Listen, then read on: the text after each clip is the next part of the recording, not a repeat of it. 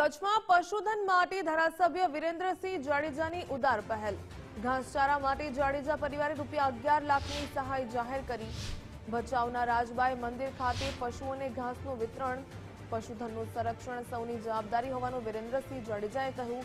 સાથે જ કહ્યું કે જરૂર પડશે તો આગળ પણ ઘાસચારા માટે વધુ સહયોગની ખાતરી આપી।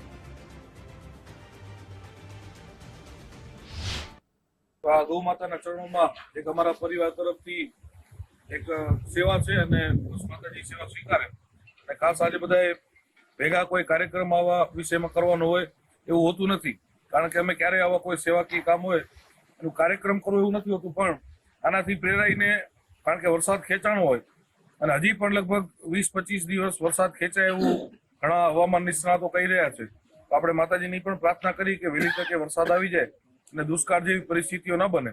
અને આપણી ભારતીય જનતા પાર્ટીની સરકાર પણ આમાં ચારાની વ્યવસ્થા બધું કરવાની છે, પણ ત્યાં સુધી આ પરિસ્થિતિને પહોંચી વળવા માટે એક આપણા બધાની ફરજ છે કે ગૌ માતા એટલે આપણા બધાની માતા